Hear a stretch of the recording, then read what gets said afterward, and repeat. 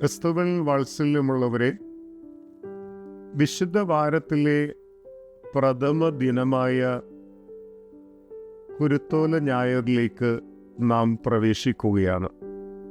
Palm Sunday അഥവാ പീഡാനുഭവ ഞായർ, passion Sunday എന്നുകൂടി ഈ ഞായർ അറിയപ്പെടുന്നു.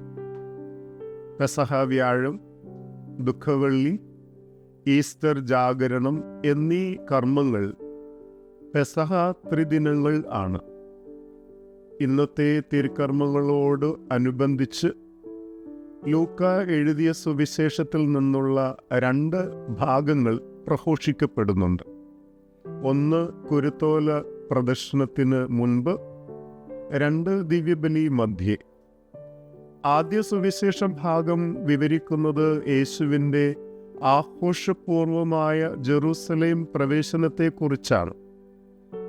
തുടർന്ന് യേശുവിൻ്റെ ജീവിതത്തിൽ സംഭവിക്കുന്നവ, അതായത് യൂദാസിൻ്റെ ഒറ്റ്, ബന്ധനം, കുരിശുയാത്ര, കുരിശുമരണം എന്നിവ, ഇവയെല്ലാം ദൈവഹിതത്തിൻ്റെ ഭാഗമാണ് എന്നതിൻ്റെ മുന്നോടിയായി ജെറൂസലേം പ്രവേശം സ്ഥാനം പിടിക്കുകയാണ്.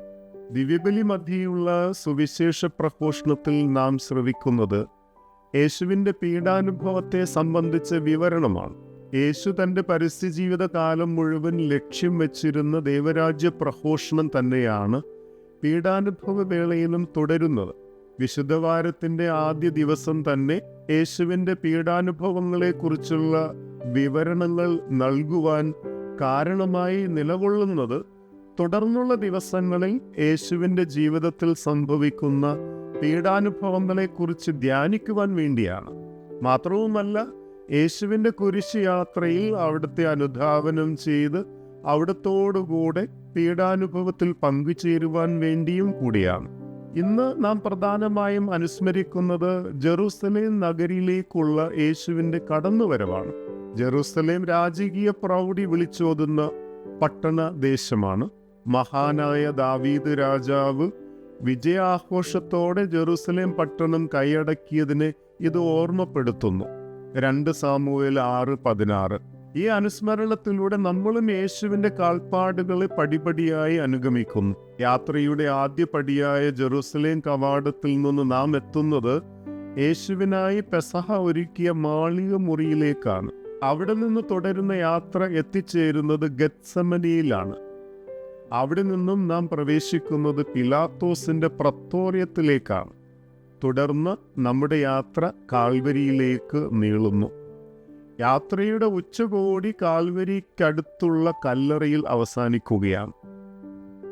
പടിപടിയായി വളരുന്ന പീഡാനുഭവ യാത്രയിൽ യേശു വിഭാവന ചെയ്ത രാജത്വവും അനാവരണം ചെയ്യപ്പെടുന്നു. യേശുവിൻ്റെ രാജ്യത്വം ഏറ്റവും ഹൃദ്യമായ തലത്തിൽ അനുഭവപ്പെടുന്നത് അന്ത്യത്താഴവേളയിലാണ്. അവിടെ യാതൊരു വിധത്തിലുമുള്ള വിവേചനവും കൂടാതെ യേശുവും ശിഷ്യരും തീൻമേശയുടെ ചുറ്റും ഒരുമിച്ച് വരുന്നു.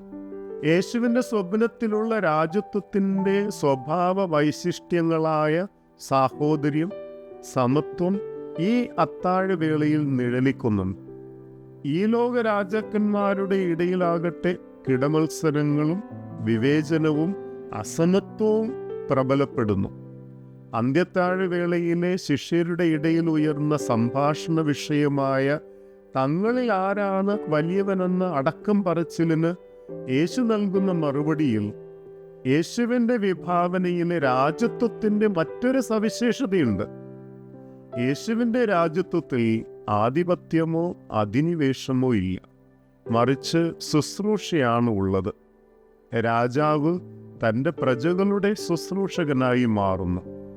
എന്നാൽ കാലിക നേതൃത്വമാകട്ടെ അധിനിവേശത്തിൻ്റെയും ആധിപത്യത്തിൻ്റെയും സ്വഭാവം തേടുകയാണ്.